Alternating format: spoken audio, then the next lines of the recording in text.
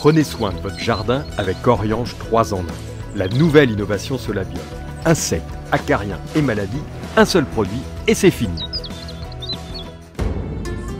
Bienvenue au jardin vous est proposé par ARS, le fabricant japonais d'outils professionnels pour la taille, la coupe et l'entretien de vos jardins et de vos espaces verts. Vous avez besoin d'un avis, d'un conseil? Consultez-nous sur notre site www.ars-france.fr.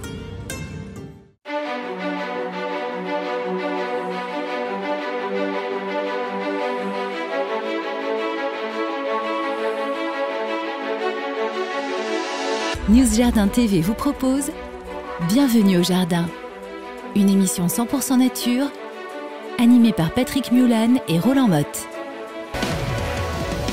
Bonjour à tous, très bienvenue au Jardin, c'est le premier samedi du mois de juin. Nous sommes ravis d'être avec vous une nouvelle fois. À côté de moi, Roland Motte. Bonjour Roland. Bonjour mon cher Patrick, bienvenue à Bienvenue Jardin. Voilà, bienvenue au Jardin, et bienvenue aussi à vous et à vous qui regardez l'émission pratiquement en direct depuis le site internet ou depuis YouTube, avec la possibilité de chatter. Alors je vous rappelle, nous sommes dans un podcast, c'est fait quand même normalement pour faire une émission de radio, mais chaque semaine nous enregistrons en vidéo et nous illustrons de façon à ce que vous puissiez aussi mieux comprendre peut-être les propos que nous vous donnons. Et donc vous pouvez sinon écouter sur toutes les plateformes de podcast et aussi sur News Jardin TV.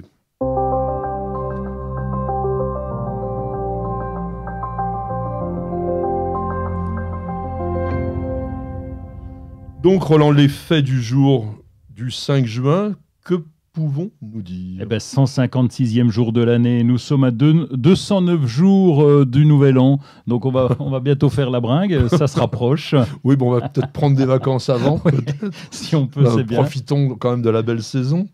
Et c'était le 17e jour du mois de prairial dans le calendrier républicain. Ce 17e jour du mois de prairial, c'était la plante du sureau. Qu'as-tu à nous dire sur le sureau? Le sureau, une plante que j'adore parce qu'il y a beaucoup de variétés déjà. Un arbuste, hein. Alors un arbuste, et pas que. Alors ils sont tous comestibles ces arbustes. Il y a que, faut se méfier du sureauièble, mais qu'une petite plante vivace qui fait des fruits extrêmement toxiques. Donc lui, méfiance. Sinon pour tous les autres, on a un bon souvenir avec lui parce que c'était l'arbre qu'on plantait tout près de la ferme quand on était il y a quelques années, hein, pour repousser les sorcières. Et on l'appelait l'arbre des fées. Et donc, cette plante conjurait même le mauvais sort. Ah, ça conjurait le mauvais sort. Alors, le nom botanique, c'est Sambucus. Pourquoi Sambucus?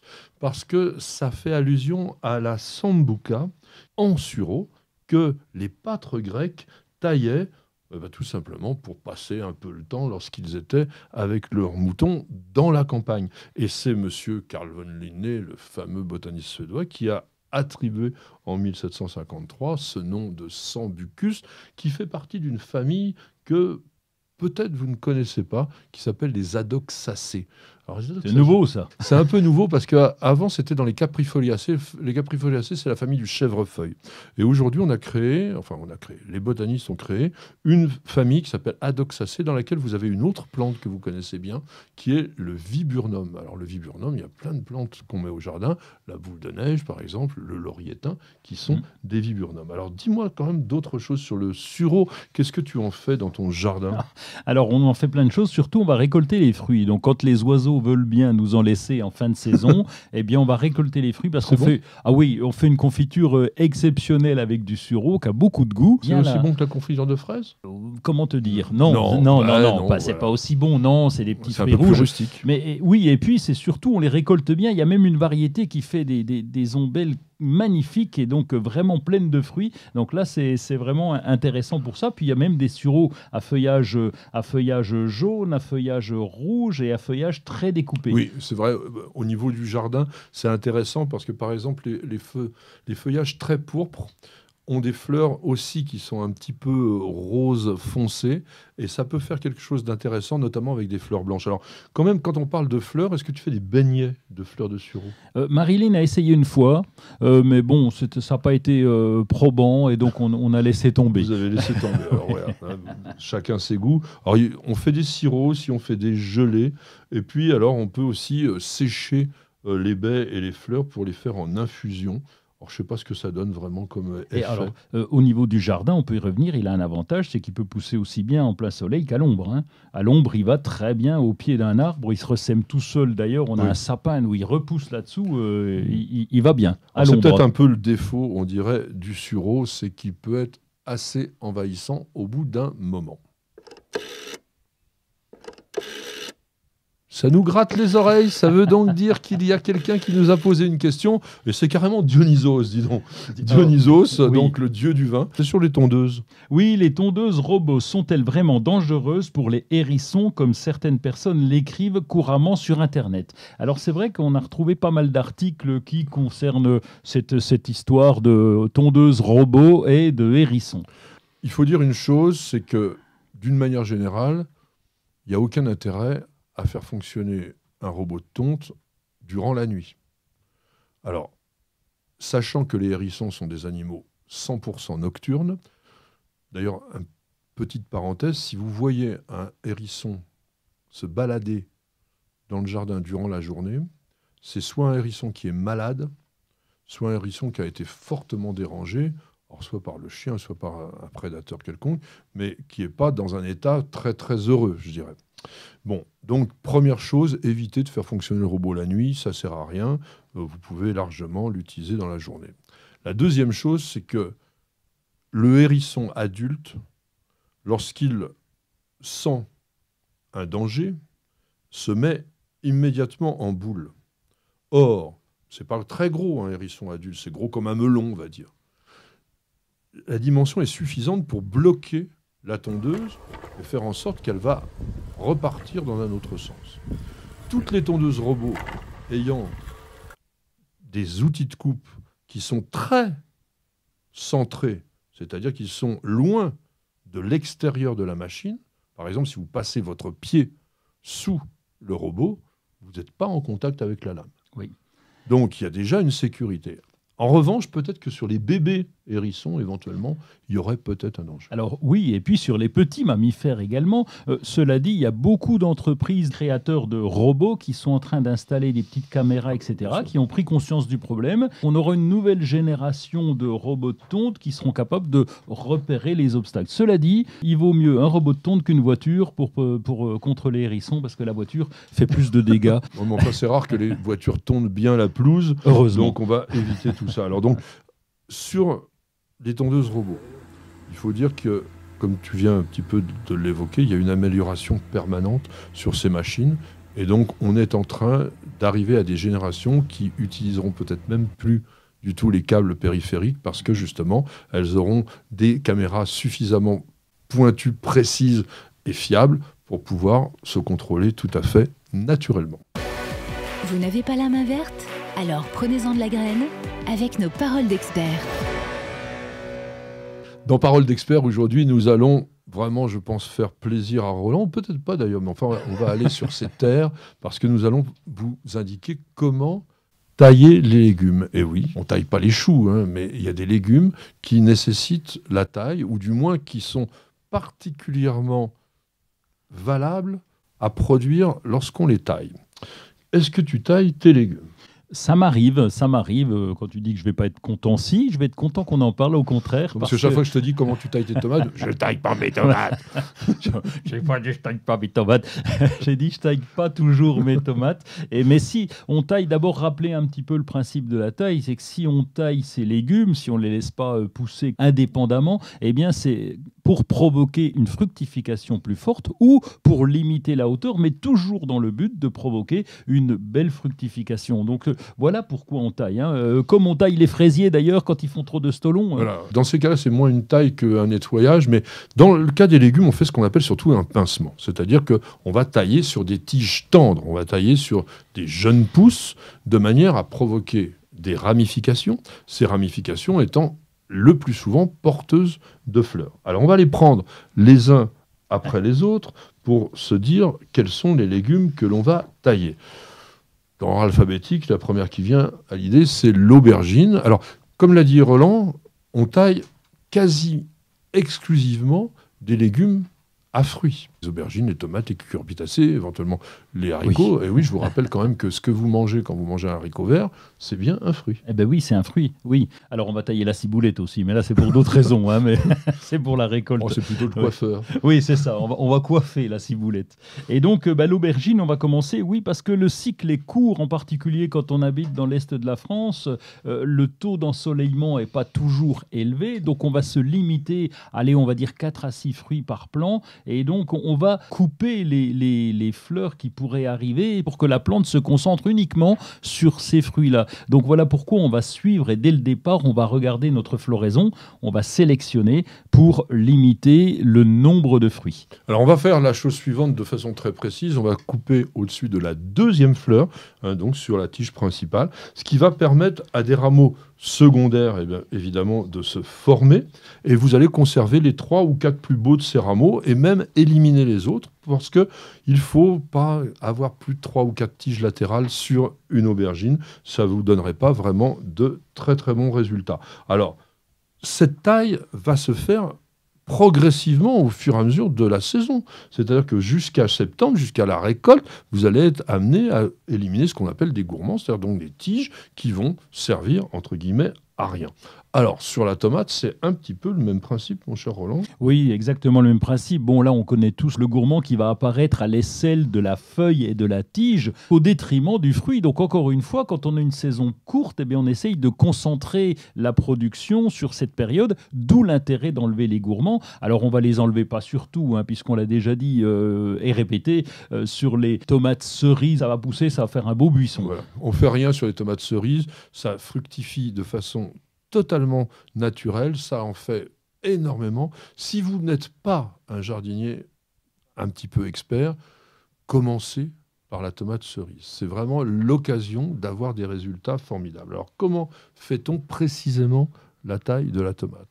Lorsque votre plant a atteint environ 20 cm, ça doit être largement le cas maintenant si vous avez planté, vous allez pincer tout simplement à une vingtaine de centimètres, c'est-à-dire vous allez étêter le plant.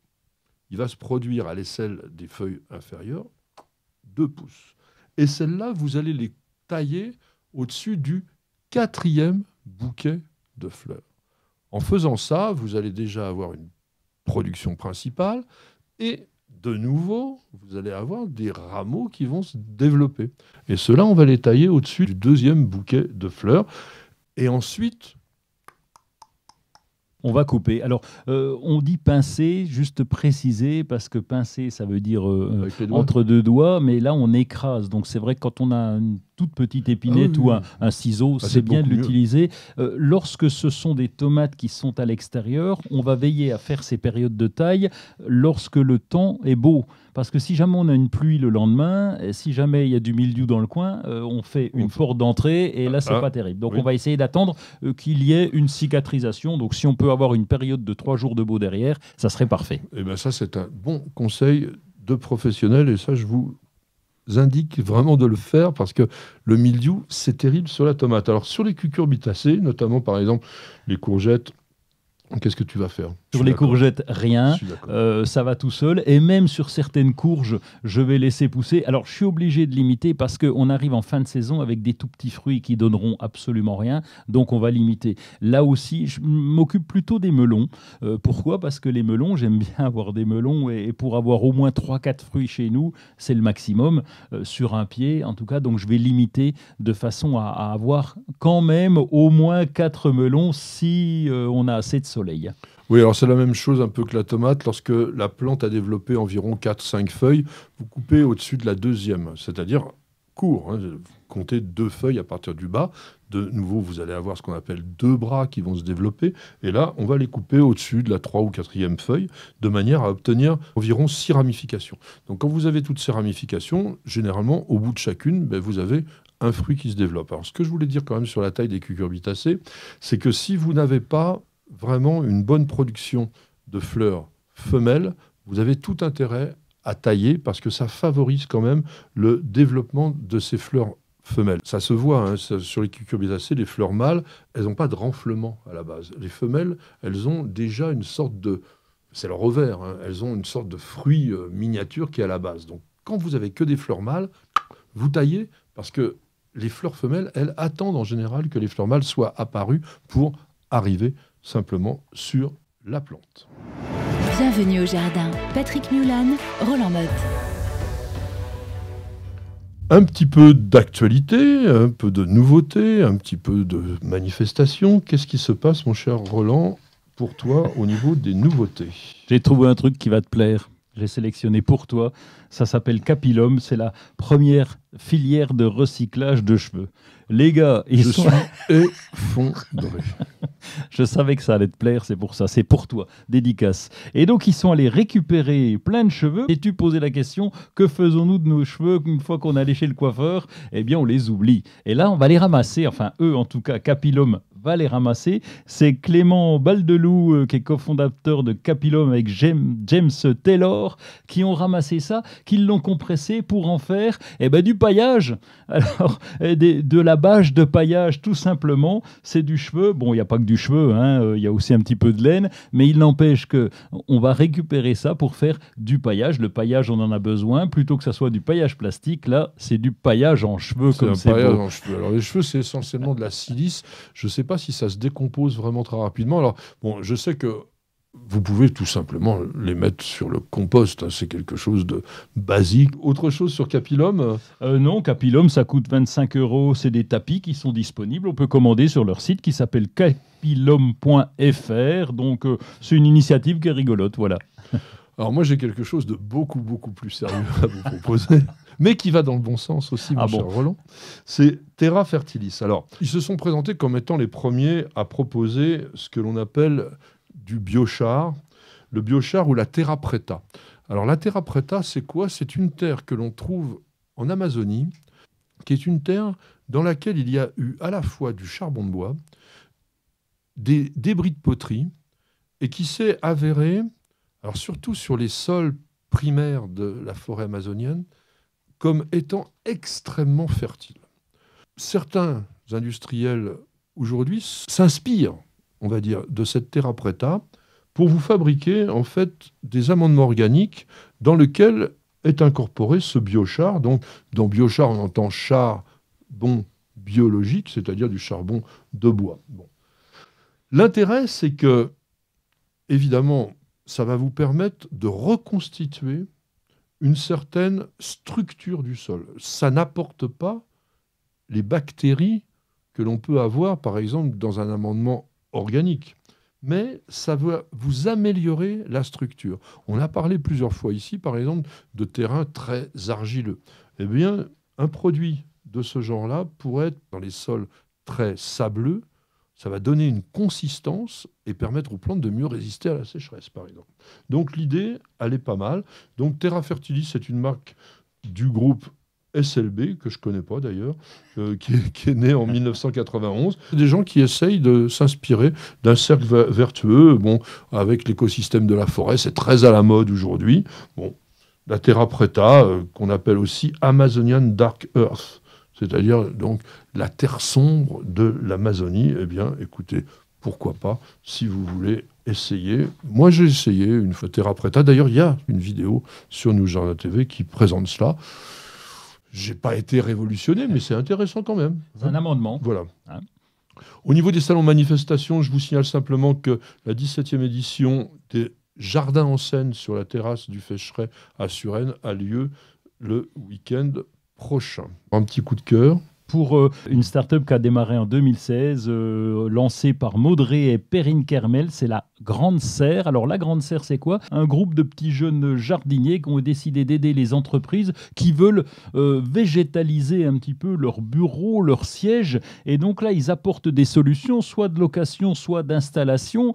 Ils sont en vélo dans Paris. Ils vont livrer leurs plantes, ils vont installer leurs plantes et ils vont suivre les plantes régulièrement. Donc quand on veut végétaliser et qu'on n'y connaît rien, et on fait appel à la Grande Serre, lagrandeserre.com. Allez voir, c'est des petits jeunes qui se lancent, c'est sympa, il faut leur filer un coup de main. Il faut leur filer un coup de main et puis il faut dire une chose, c'est un service qui peut être quand même très utile, surtout lorsqu'on a des bureaux et que l'on veut les paysager. Moi j'ai un truc à vous dire très rapidement en coup de cœur, et c'est un vrai coup de cœur, c'est Tijardin. Alors je viens un peu sur tes plates-bandes parce que c'est aussi... non mais c'est aussi un site internet, c'est le site internet des établissements horticole de Cadmet.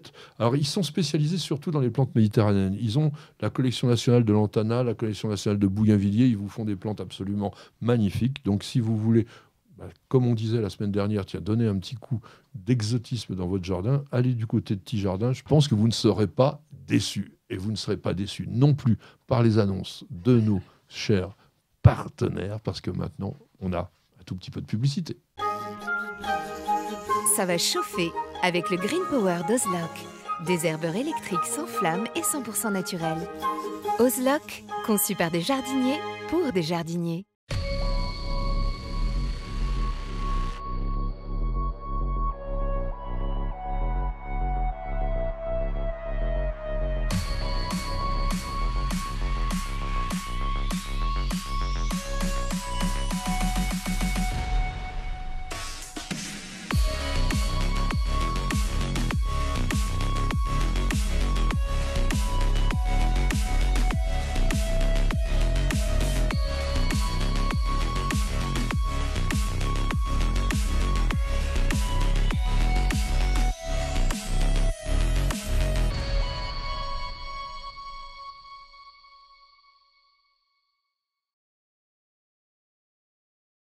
Vous avez toujours rêvé d'avoir la main verte ? Avec EasyBio, c'est gagné. EasyBio vous conseille et vous accompagne en vidéo directement dans votre jardin. Découvrez une gamme complète de fertilisants pour vos plantes d'intérieur et d'extérieur, votre gazon et votre potager. Après application des produits, vos végétaux sont mis dans des conditions idéales de développement. Plus de floraison, plus de récoltes et un beau gazon. Tous nos produits sont fabriqués en France, en Bretagne. Ils sont élaborés à base de matières naturelles et conditionnés dans des emballages éco-responsables. Derrière EasyBio se cache une belle équipe de jardiniers experts et amateurs qui prônent la réussite au jardin et qui a à cœur de vous donner la main verte. Alors, n'attendez plus pour tester les produits EasyBio. Profitez de votre programme sans effort avec l'autoril d'Ozlock. Tuyau d'arrosage qui se réenroule automatiquement. Ozlock, conçu par des jardiniers pour des jardiniers. Ça me gratte, ça me gratte, ça me gratte. Ça veut donc dire que nous avons tout simplement une question d'auditeur. Oui, et c'est Konkik. Konkik qui dit « J'ai planté des graines de passiflore, mais je ne sais pas ce que cela va donner. » Je pense que ça va donner des passiflores, hein, oui, à mon avis. Pas des concombres. Non. Auriez-vous un conseil pour mettre toutes les chances de mon côté ? Merci. Alors déjà, une chose, c'est que avant de planter, ou de semer, parce qu'on plante les plantes et on sème les graines. Donc avant de semer les graines de passiflore, il vaut mieux les tremper. Il vaut mieux les tremper dans l'eau, même carrément 24 heures, de façon à ce que le tégument, c'est-à-dire l'enveloppe de la graine, puisse être ramolli suffisamment pour que la germination se produise. Le problème avec la semence de passiflore, c'est que c'est un peu paresseux. Oui, ça prend du temps et il y a des méthodes plus simples pour essayer de multiplier la passiflore. Oui, on peut faire des marcottes, on va y revenir tout à l'heure. Quand même, bon, si vous voulez insister sur le semis, donc soyez patient, il peut y avoir jusqu'à 3 mois, voire parfois un petit peu plus avant la levée. Une technique qui donne des bons résultats, c'est de semer ces graines dans une terrine que l'on peut recouvrir. C'est-à-dire qu'on trouve des petites mini-serres en plastique qui sont très pratiques dans le commerce. Vous mettez un terreau pour semis, mais qui soit bien poreux. Ajoutez même un petit peu de sable ou de vermiculite dedans, ou de perlite, même ça donne des bons résultats. Et surtout, vous allez placer cette culture sur la plaque de protection d'un radiateur. Alors c'est vrai qu'en ce moment, au 5 juin, normalement, on ne chauffe plus la maison, mais on est un peu tard d'ailleurs pour semer, hein, c'est pareil. Oui. L'idéal, ça serait quand même de semer vraiment au printemps. Et le chauffage de fond qu'on va obtenir est extrêmement favorable à la germination. Alors sinon, donc tu proposais de faire du marcottage. Oui, c'est plus simple, mais je pense que Konkik a déjà les petits semis, donc là, il va falloir en prendre soin avant de les sortir à l'extérieur, parce que ce sont de jeunes plants, et donc on ne va pas reparler de la passiflore, hein, parce qu'il y a une belle vidéo sur New Jardin TV sur le sujet, sur son entretien, et je parlais, oui, du marcotage, qui est beaucoup plus simple, puisque c'est une liane, hein. On va pouvoir sélectionner une branche, la faire passer dans le sol, on va gratter un peu l'écorce pour que ça surface des racines. Et puis, dans quelques semaines ou dans quelques mois plus tôt, eh bien, on va pouvoir arracher cette partie-là et on aura une passiflore avec ses racines, une nouvelle passiflore. Alors, sur le marcotage, donc, qui est par couchage, sur la passiflore, vous pouvez même le faire directement en pot. Donc, si vous avez un support, mettons, suffisamment haut pour que vous puissiez courber une branche. Alors, il ne faut pas prendre une branche qui soit trop fine. Et surtout, il faut prendre une branche qui n'a pas de fleurs. Parce que on fait toujours une meilleure multiplication avec des rameaux qu'on appelle à bois, c'est-à-dire donc qui font que des feuilles, plutôt que des rameaux fructifères, ou florifères. Ça, c'est la première chose. La deuxième, c'est qu'il est extrêmement important sur un marcotage par couchage que l'extrémité de la branche soit redressée et tutorée. C'est-à-dire qu'on ne va pas planter le bout de la branche directement dans le sol. Ça fait tout de suite pourrir la plante. Vous prenez un cavalier, c'est simplement un morceau de ferraille qui ressemble à un coude comme ça. On le plante directement dans le sol pour maintenir la plante. Moi, ce que je fais sur le marcotage, c'est que généralement, avec une fine lame de rasoir, on va faire une toute petite entaille, juste de l'écorce au niveau des feuilles, parce que c'est à ce niveau-là, sur les nœuds qu'on appelle, que les racines vont se former. Et si vous avez donc un grand récipient, vous pouvez faire ce qu'on appelle un marcotage à long bois. C'est qu'au lieu d'enterrer simplement l'équivalent d'une feuille, eh bien vous enterrez une trentaine ou une quarantaine de centimètres de la branche, et là vous augmentez les chances, puisque vous aurez plus d'yeux qui seront tout simplement enterrés. Vous cherchez la petite bête? Toutes les réponses dans le dossier de Bienvenue au Jardin. Notre dossier cette semaine, c'est un dossier de saison, puisque l'on va parler d'arrosage. Évidemment, dans un jardin, on est amené régulièrement, surtout en cette période qui est la fin du printemps et puis celle qui va arriver demain, enfin pas demain, à partir du 21 juin, ça sera l'été, eh bien on va arroser parce qu'il faut toujours un complément d'eau dans les cultures. Malheureusement, et de plus en plus, puisqu'on se tape de plus en plus de sécheresse assez forte, surtout en climat continental, donc l'été est très compliqué, et certaines plantes ont bien du mal à passer cet été sans eau. Donc on est bien obligé d'apporter de l'eau, et là il y a différentes manières pour apporter depuis le robinet jusqu'à la plante l'eau qui leur est indispensable. Alors il y a une citation de mon ami malheureusement regretté Michel Lys, que je pense tous vous avez connu, que je voulais vous donner parce que je trouvais ça très très beau. Il dit « C'est l'été.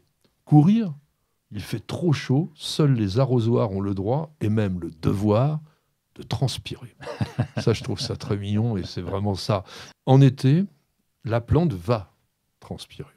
Elle va perdre de l'eau. Ça peut être même énorme. Un arbre perd plusieurs centaines de litres d'eau dans la journée. Et d'ailleurs, c'est grâce à cette transpiration qu'on appelle l'évapotranspiration, que les plantes ont un effet rafraîchissant dans le jardin. Et quand vous avez une belle frondaison, ça a beaucoup de feuilles, vous avez de l'ombrage, mais vous avez aussi cette sensation de fraîcheur. Et la fraîcheur, elle vient par l'humidité.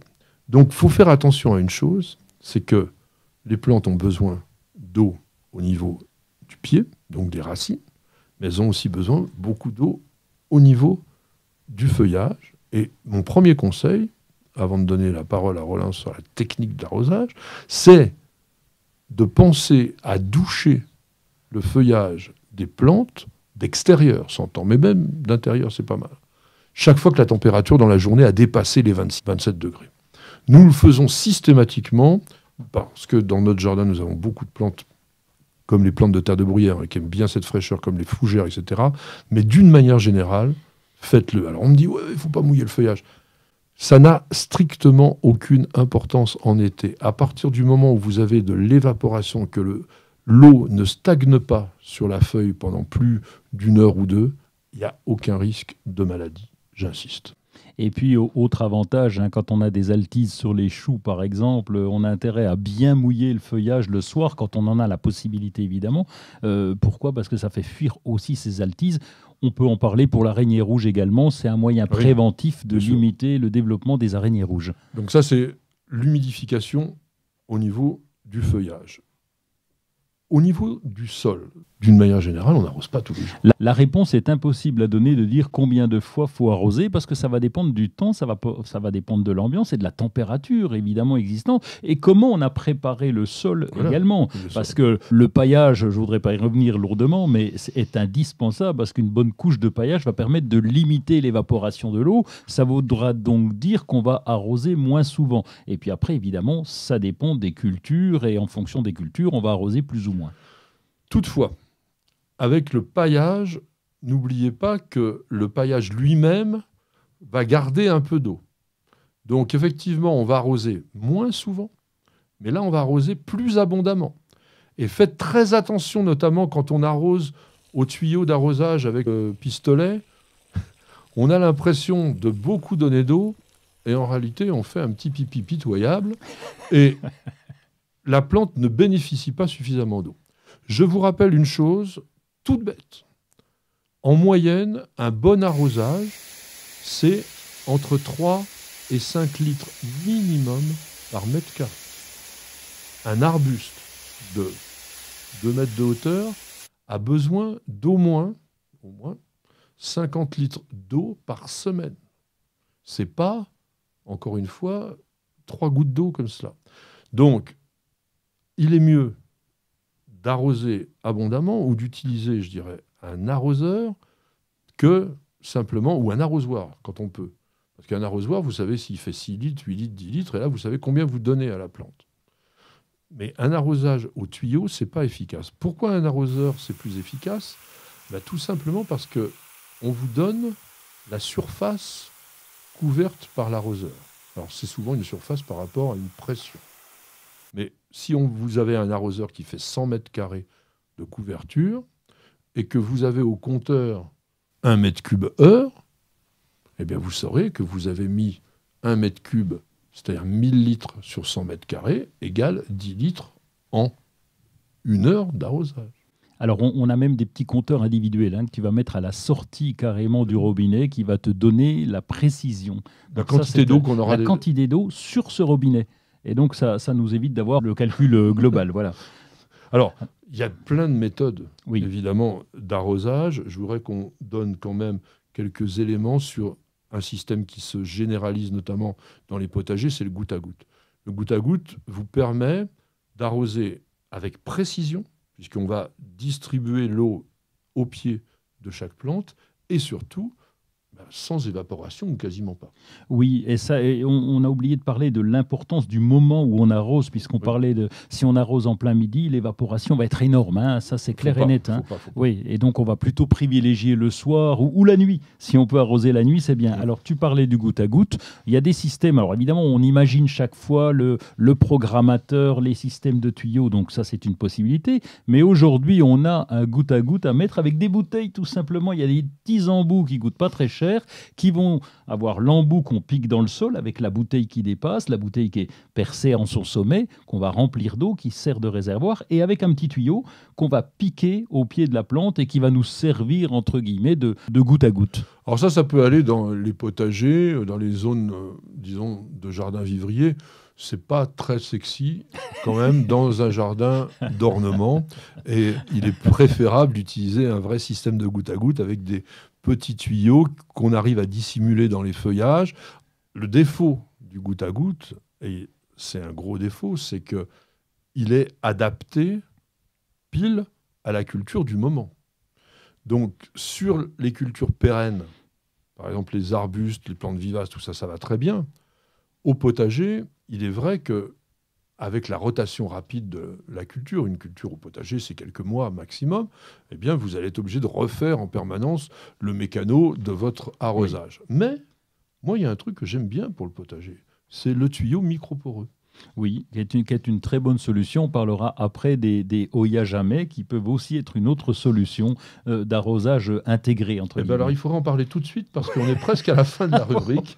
Bon, d'abord, le tuyau poreux. Donc, c'est un tuyau qui est percé. Et c'est le même principe que mes Oya Jamais, puisque le tuyau est percé. Donc, on va avoir la pression qui va diffuser l'eau régulièrement par ces micros. Il transpire. Il transpire, voilà, c'est ça. C'est un matériau particulier qui laisse l'eau perler, on va dire, et donc il n'arrose que sur l'endroit. Et quand vous avez fait des rangs, là, c'est très pratique parce que vous n'arrosez que le rang de culture. Et ça, vous pourrez voir dans votre potager, vous avez vos légumes qui poussent bien, puis autour, c'est tout sec. Oya L'Oya, jamais, donc c'est un réservoir en poterie qui va suinter tout à fait comme le tuyau, comme tu l'as expliqué. On va le remplir quand on le souhaite, et puis il va suinter progressivement, il va apporter de l'eau. Pour un carré potager, on le met en plein centre, on remplit, et toutes les plantes du tour sont humidifiées, y compris dans le fond. Alors ça, c'est vraiment très, très sympa. Et là c'est esthétique, en revanche. C'est vraiment très, très bien. Parfait, on voit rien. On voit rien, mais on arrose bien.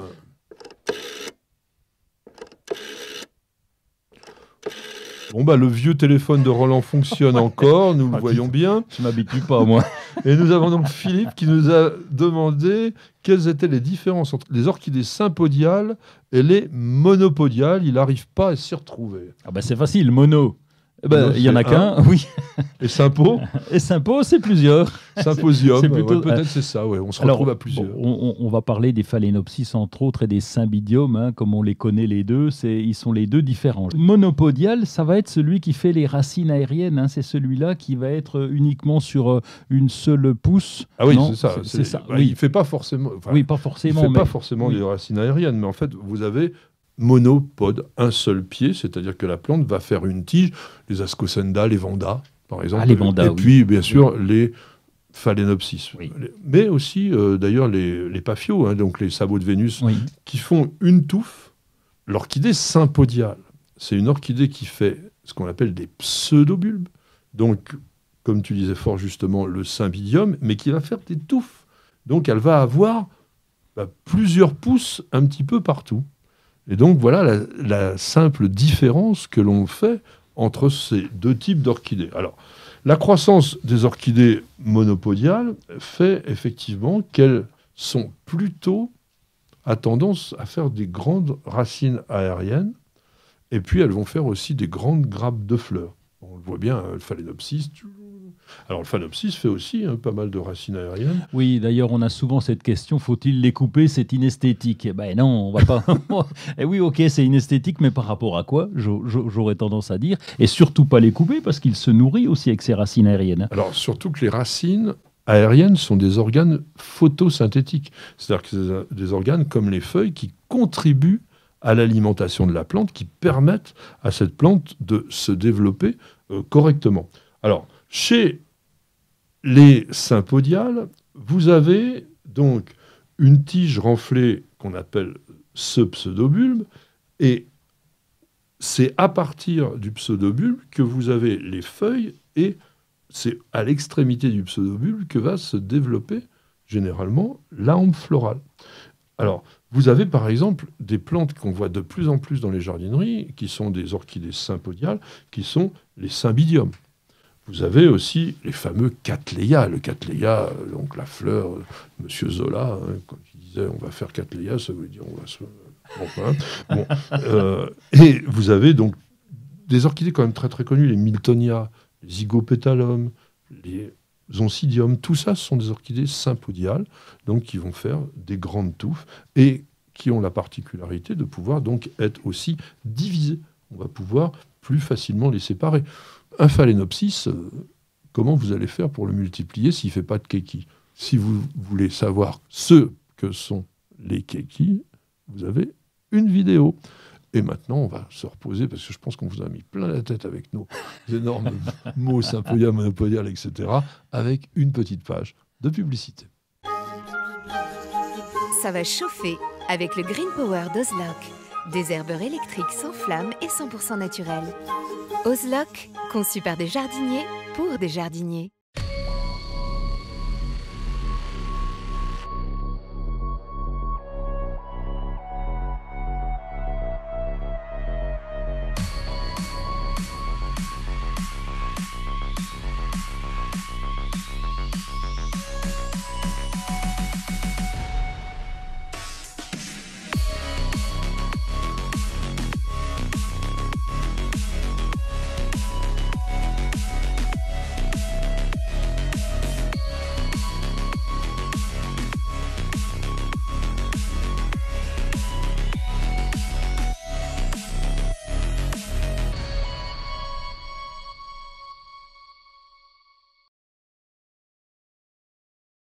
Vous avez toujours rêvé d'avoir la main verte ?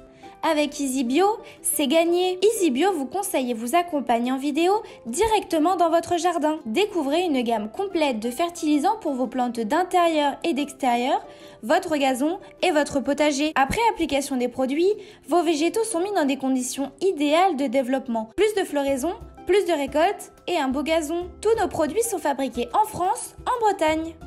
Ils sont élaborés à base de matières naturelles et conditionnés dans des emballages éco-responsables. Derrière EasyBio se cache une belle équipe de jardiniers experts et amateurs qui prônent la réussite au jardin et qui a à cœur de vous donner la main verte. Alors, n'attendez plus pour tester les produits EasyBio. Profitez de votre programme sans effort avec l'autoril d'Ozlock. Tuyau d'arrosage qui se réenroule automatiquement. Ozlock, conçu par des jardiniers pour des jardiniers. Bienvenue au jardin. Patrick Mulan, Roland Motte. Nous sommes le 5 juin. Dans la semaine prochaine, qui est donc une belle période généralement pour le jardinage, je pense qu'il va y avoir un peu de boulot. Que vas-tu faire au jardin la semaine prochaine? Je vais me sauver tellement il y a de boulot. Non, on est en plein boulot. Alors, il me reste quelques trous. Je vais continuer de planter parce que il n'y a pas de rang et c'est volontairement le Bronx, entre guillemets, de façon à mélanger. Non, c'est beaucoup mieux. C'est nettement mieux. Donc, on va rajouter évidemment des légumes du soleil parce qu'on adore ça. Aubergines, poivrons, tomates. On va encore en rajouter quelques-unes. Et les fleurettes, alors? Et les petites fleurettes, ça y est, il y a déjà l'emplacement. Les fleurettes sont indispensables. Je dirais qu'on commence par les fleurettes, par par les capucines, par les soucis, comme ils repoussent chaque année, comme les bourrages qui repoussent chaque année. On en rajoute assez peu, puisqu'on va se contenter de celles-là qui sont mellifères également. On a déjà les aromatiques. Et donc, c'est plutôt les légumes qu'on va rajouter. Donc, je vais finir là, les frileux, parce que maintenant, on est peinard. Là, on peut aussi déjà penser aux choux, par exemple, pour l'automne, ou des choses comme ça. Oui, c'est vrai, on poireaux un petit peu. Oui, alors, moi, il y a un truc que je ferais, mais on est un peu à l'extrême limite au niveau de la date, mais pourquoi pas justement dans les emplacements libres, par exemple entre les plantes vivaces ou entre les arbustes, parce que c'est vrai que nous, on fait plus un jardin ornemental, et bien c'est de mettre de la graine d'annuel, complètement, style Cosmos par exemple, c'est vraiment génial le Cosmos. Et c'est beau. Voilà, et puis ça vous demande rien comme entretien. Donc vous allez tout simplement faire la chose suivante, vous allez mélanger la graine de Cosmos avec du terreau. Si vous avez une poignée de graines de Cosmos, vous allez mettre environ 5 poignées de terreau. Vous mélangez bien tout ça et vous jetez à la volée. Après, ce serait mieux d'avoir gratouillé un tout petit peu le sol s'il est un peu dur, mais il n'y a pas besoin vraiment de faire une vraie préparation. Vous jetez avec votre terreau, et là, vous passez un petit peu la griffe pour que ça s'enterre. Vous arrosez bien entendu, ça c'est vraiment la base du succès, et ça vous fait un truc vraiment sympa. Et donc on va continuer aussi, puisqu'on va être en plein désherbage en ce moment, on va surveiller. Pendant qu'on désherbe, c'est bien de lever la tête pour regarder si on a des pucerons, des petits pucerons qui traînent ou des cochenilles. C'est pas pratique de lever la tête en désherbant. Oui, je sais, mais il faut essayer. Ça pousse plutôt en bas, les herbes. Oui, alors faut quand même essayer de le faire. Non, en fait, on désherbe, on regarde, désherbe, on regarde. En tout cas, faut avoir l'œil. Faut avoir l'œil parce qu'on ne se concentre que sur une plante quand on désherbe ou quand on vient tailler une tomate ou autre, et on oublie de regarder l'ensemble. Il faut regarder l'ensemble, savoir si on n'a pas des petites bestioles qui commencent à attaquer. Bon, contre les pucerons, ça va, on est tranquille. Deux petits coups de taille et puis c'est bien. Oui. Donc, il faut avoir un regard panoramique sur le jardin. Et une petite chose d'ailleurs, ça c'est plutôt un conseil de photographe. Dans un jardin, surtout si vous visitez un jardin en ce moment, il y a 2 sens. Ça, n'oubliez pas de vous retourner. Quand vous avancez, en général, il y a un circuit dans un jardin. Tout le monde fait le même circuit. Mais de temps en temps, vous vous retournez et vous verrez, c'est pas le même jardin. Non, mais c'est vrai. Oui, c'est vrai. C'est très tu as raison. Juste un truc, cette semaine-là, j'ai mis des filets contre les oiseaux parce qu'ils viennent gratter pour essayer de manger des cétoines, souvent. Donc, ils adorent ça. Et donc, là, ils nous font un dégât plus terrible. Là. C'est embêtant. Oui. Les filets, souvent, ça les piège aussi un peu, les oiseaux. Mais c'est vrai qu'on ne connaît pas beaucoup d'autres choses pour les empêcher de nous embêter. Bon, on essaye de vivre avec. Alors, moi, j'ai quand même un dernier truc à vous dire qui est très important, c'est de couper les roses fanées. On me demande toujours où est-ce qu'on coupe les roses fanées. 3 ou 4 feuilles en dessous de l'inflorescence de manière à favoriser tout simplement l'apparition de nouveaux boutons, et puis ça donne quand même un rosier un tout petit peu plus propre. Et puis pour terminer, on va continuer à éclaircir les fruits sur les arbres fruitiers. c'est pas le mauvais moment pour rempoter les orchidées si elles ont fini de fleurir. Donc vous pouvez le faire ça. N'oubliez pas, ça ne pousse pas dans du terreau, mais dans un substrat tout à fait particulier qu'on trouve dans le commerce sous le nom de substrat à orchidées. Et puis, tiens, aussi on peut sculpter les buis. Si vous faites des boules, si vous faites des cônes, etc., il y a déjà eu une première pousse importante. Donc avec, alors, des ciseaux de jardinier ou des cisailles très précises pour essayer de couper ça. Dernier conseil à ce niveau-là aussi, une cisaille courte, ça sert souvent dans un jardin.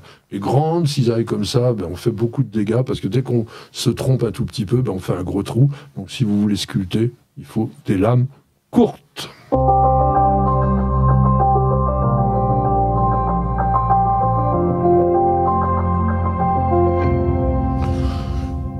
Eh bien, nous allons lire encore un tout petit peu. Et puis tu veux qu'on commence par un petit coup de surf? Voilà, c'est le seul moment, là. L'été arrive, on a envie de surfer. Eh bien, il y a un site que j'aime bien, je vais de temps en temps pour faire un tour, c'est la FCPN, la Fédération Connaître et Protéger la Nature. Alors, c'est destiné, je dirais, aux enfants, aux grands-enfants comme moi, hein. Et puis là, il y a plein de conseils, il y a plein de petits trucs pour protéger la nature, mais c'est aussi un club. Et donc, ils font plein de choses. L'idée du site, c'est d'essayer de faire aimer à nos enfants et à nous un peu plus la nature, en tout cas comprendre comment elle fonctionne. En tout cas, ce site, moi je reviens dessus, c'est la FCPN, Fédération Connaître et Protéger la Nature, et donc fcpn.org, c'est marqué sur le site. C'est marqué sur le site. Alors là, ce qui est marqué sur le livre, c'est son titre, c'est Le potager en pot. Le potager en pot, ça va t'intéresser aussi, de Bertrand Dumont. C'est aux éditions Multimonde. Alors, c'est un livre sur lequel je suis un peu mitigé. Je suis un peu mitigé parce que c'est plutôt bien fichu. Notamment, il vous donne les dimensions du pot, le type de terreau. Alors, il a inventé des systèmes de terreau numéro 1, 2, 3, en mettant plus ou moins de compost avec du terreau. Il précise pas exactement quels sont les terreaux les plus intéressants. Donc, c'est pas complètement fiable à ce propos-là, mais bon, ça a quand même cet intérêt-là. Il vous donne systématiquement aussi des recettes à chaque légume. Il y a pas mal de bonnes choses aussi au tout début. Les pots, le drainage, toutes ces choses-là. Ce que je reproche vraiment, c'est que on voit pas les résultats. La plupart des photos qui sont là-dedans, il y en a énormément, c'est des légumes qui ont été cultivés tout à fait normalement. Et puis, de temps en temps, il vous dit des trucs un peu aberrants du genre semer les betteraves à la volée et éclaircissez-les toutes à 10 cm. Je suis désolé, quand on est dans un pot, on va pas semer les betteraves à la volée. On va les semer soit dans une grande terrine et puis après on pourra peut-être les repiquer, mais pas à 10 cm puisque vous êtes dans un pot. Et ça, c'est vrai que souvent beaucoup de livres font ça. On a tendance à avoir une déviation par rapport aux propos purs de l'objet du livre. Mais sinon, c'est quand même pas mal. Et si vous débutez, je pense que vous aurez là-dedans un langage qui va vous intéresser vraiment, qui va être assez proche de ce que vous attendez. Donc, Le potager en pot de Bertrand Dumont aux éditions Multimonde. Encore un livre qui devrait aussi te passionner. Franchement, alors ça, c'est très intéressant parce que La vie du sol de nos jardins de Gabriel Primetens, dont on est chez Ulmer, c'est un livre, on va dire, il n'y en a pas deux comme ça. Soit vous avez sur ces sujets des livres hyper scientifiques qui sont d'un compliqué pas possible et qui vous apportent rien de pratique, ou vous avez ce livre avec surtout des photos qui sont magnifiques, des photos qui vont vous montrer les bestioles qu'il y a dans le sol, des choses que vous connaissez pas. Il y a un côté très très sérieux. Alors c'est un peu parfois, encore une fois, un peu compliqué. C'est vrai que les isopodes terrestres, qui sont tout simplement les cloportes, ça peut vous étonner. Bon, après, on a classifié aussi par rapport aux arthropodes, par rapport aux vers, etc. Mais franchement, le travail photographique qu'il y a là-dessus, on vous montre même les nématodes des choses microscopiques. Donc, il y a vraiment un énorme boulot. La symbiose mycorhizienne aussi. Enfin, c'est extrêmement intéressant si vous vous intéressez au sol vivant. Quand j'étais à l'école, on a appris avec un truc qui s'appelait le Soltner. J'ai failli mourir plusieurs fois. Il a failli mourir, mais là on mourra pas. Donc La vie du sol dans votre jardin ou dans nos jardins, c'est la même chose. Et vraiment très très bon livre pour connaître l'intérêt aussi d'avoir un sol vivant. Ça vous gratouille ou ça vous chatouille, mon cher Roland ? J'aime bien ton smartphone, il est vraiment de mieux en mieux. Et c'est Isabelle qui pose une question, hein, et qui demande si l'ardoise pilée est-elle vraiment efficace pour acidifier son sol et obtenir des hortensias bleues. Si oui, quelle quantité par pied? Il faut savoir une chose, l'hortensia bleue n'existe pas, mesdames, messieurs. Eh oui, il n'y a pas d'hortensia bleue. C'est l'action des sels d'alumine qui va, dans un sol en plus très acide, vous produire le bleuissement, c'est-à-dire le changement de pigmentation. On va passer plutôt des caroténoïdes, qui sont un petit peu donc, dans les couleurs un peu claires, un peu roses, avec des anthocyanes puissantes qui vont nous apporter donc ce bleu. Alors, pour apporter des sels d'alumine, l'ardoise, c'est une solution. Alors, c'est une solution, c'est pas forcément la meilleure, parce que la lin qu'on utilise en bleuissant, cela dit, juste dire à Isabelle que j'avais essayé toutes ces méthodes dans un sol calcaire. Ma pauvre Isabelle, j'ai couleurs bizarroïdes après. J'ai dépensé beaucoup d'argent pour essayer de bleuir, ça n'a pas bleui du tout. Ça violace. Ça violace un petit peu, c'était même passé au blanc, un genre de blanc bleuissant, c'est encore plus moche qu'avant. Donc on a tout laissé, c'est devenu rose et c'est parfait. Oui, mais c'est comme je vous l'ai dit avant, le bleu ne fonctionne que dans les sols très acides. C'est pour ça que d'ailleurs, quand vous allez en Bretagne, vous allez voir souvent énormément d'hortensias bleues. Ils n'ont pas besoin de sel d'alun, ils n'ont pas besoin de sel d'alumine ou d'ardoise. Alors, l'ardoise, elle contient environ 30% d'alumine, donc c'est l'oxyde d'aluminium, et aussi de l'oxyde de fer. Donc le fait de piler de l'ardoise favorise les conditions intéressantes pour avoir un hortensia bleu. Si, par exemple, vous cultivez en pot, ben là, il n'y a pas de problème. Déjà, vous pouvez faire une chose, c'est mélanger moitié terre de bruyère, moitié terreau. On ne cultive pas l'hortensia en terre de bruyère pure. Ce n'est pas suffisamment nutritif pour cette plante. En revanche, moitié-moitié dans un pot, plus pas mal d'ardoise pilée, là, vous devriez être assuré d'avoir un hortensia bien bleu. Après, est-ce que le bleu est la couleur idéale pour l'hortensia? Ça, c'est une question de goût. Il est vrai quand même qu'il y a énormément de cultivars blancs, roses, voire même un peu rouges, qui sont très intéressants, entre guillemets, au naturel. Sachez également que toutes les variétés roses ne bleuissent pas. Oui. Donc il faut choisir aussi la variété qui a tendance plus facilement à bleuir, on dirait, que la normale. Est-ce que tu as autre chose à ajouter sur ce bleuissement? Oui, un débat que nous avons dans les Vosges. Tu connais le département des Vosges, avec une partie dans le haut, avec un sol granitique et donc très acide. Et donc là-bas, ils ont du bleu, mais ils veulent du rose. Et en plaine, évidemment, on est sur du calcaire, et on a du rose et on voudrait du bleu. Donc, on n'arrive jamais à satisfaire tout le monde. Le jardinier n'est jamais content.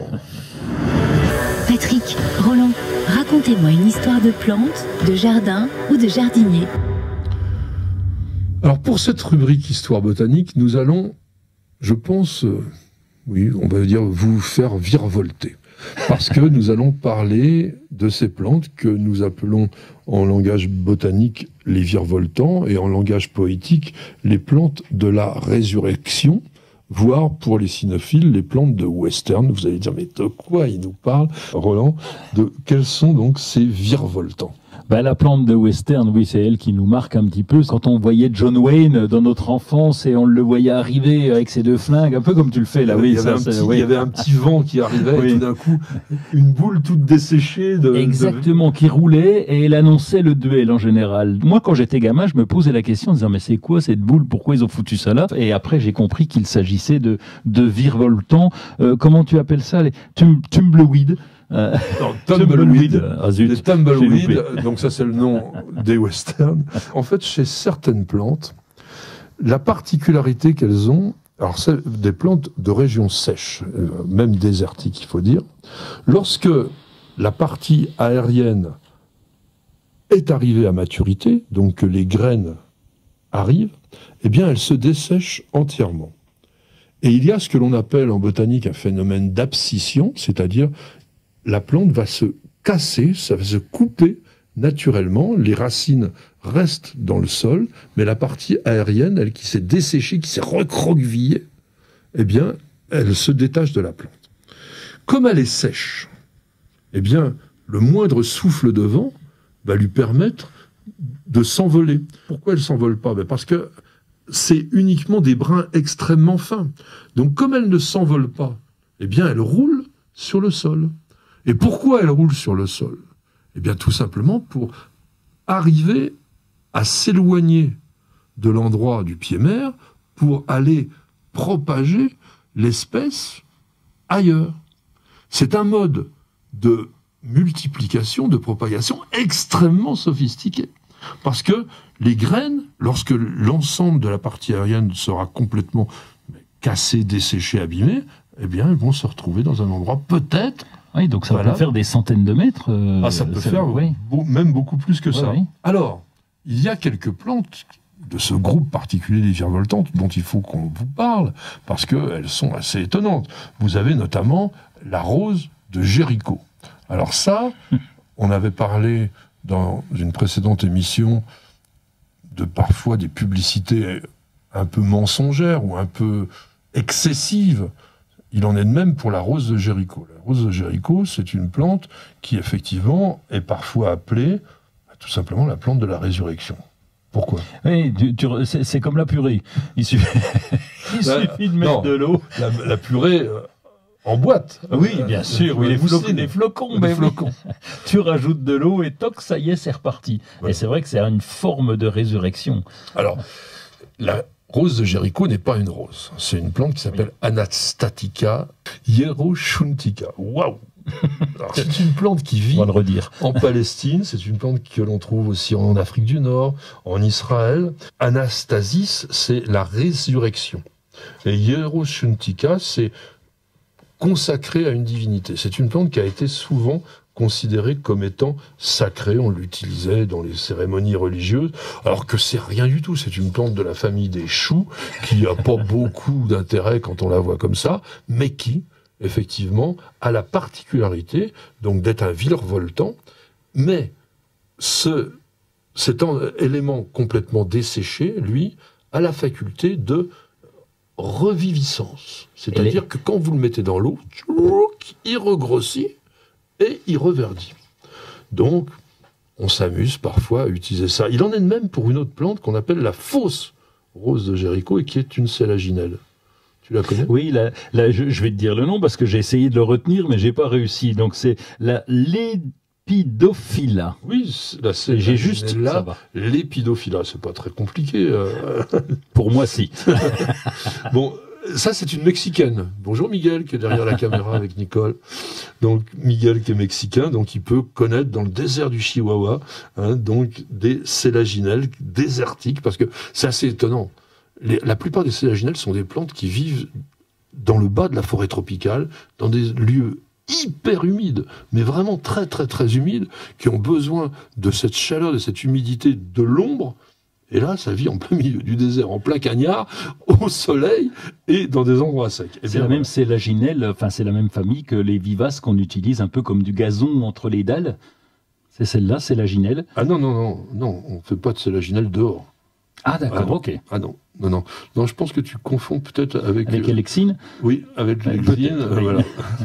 Alors, cette sélaginelle... Elle a vraiment cette reviviscence. C'est-à-dire que vraiment, vous allez acheter un truc qui est tout desséché, qui ressemble à des feuilles sèches, puis vous allez le mettre dans une petite coupelle d'eau, et ça va revenir tout vert. Donc c'est rigolo, c'est pas extraordinaire. Ce qui était quand même plus intéressant, c'était de comprendre pourquoi les plantes peuvent être des virevoltants.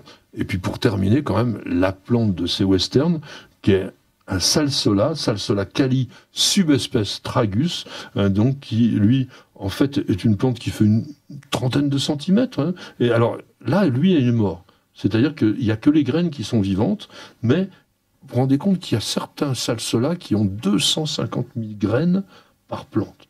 Donc là, en roulant, il y en a quelques-unes qui vont se disperser. En fait, c'est un peu le petit pousset du monde végétal et qui va, petit à petit, redonner à la plante la faculté de survivre. J'espère que vous avez passé avec nous un bon moment, que nous vous avons captivé, que vous avons intéressé, que vous avons peut-être appris des choses qui vont vous servir pour votre jardin ou peut-être simplement pour la connaissance botanique. Merci beaucoup Roland d'être avec nous. Merci Patrick. Alors on te retrouve Sur les réseaux sociaux d'une part, sur France Bleu la semaine, et puis voilà, un peu je traîne partout quoi. Dans le jardin aussi. Et moi je voulais perpétuer une bonne habitude et de saluer les jardinières, les embrasser. Ma petite jardinière qui était avec Miguel aujourd'hui derrière la caméra, la petite Perle qui a été absolument adorable. Vous avez jamais entendu un aboiement pendant cette heure et vraiment c'est très rare pour un chien. Et on vous dit à la semaine prochaine et bienvenue au jardin.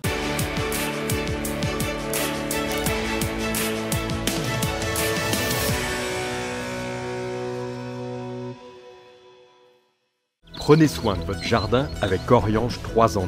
La nouvelle innovation Solabium. Insectes, acariens et maladies, un seul produit et c'est fini. Vous avez écouté Bienvenue au jardin avec ARS, le fabricant japonais d'outils professionnels pour la taille, la coupe et l'entretien de vos jardins et de vos espaces verts. Vous avez besoin d'un avis, d'un conseil? Consultez-nous sur notre site www.ars-france.fr. Vous aimez nos vidéos, vous regardez régulièrement nos émissions Découverte Jardin et Jardiner, ça fait du bien. Alors n'oubliez pas de vous abonner, il suffit de cliquer sur la cloche et vous serez mis au courant régulièrement de toutes nos publications et ceci est totalement gratuit.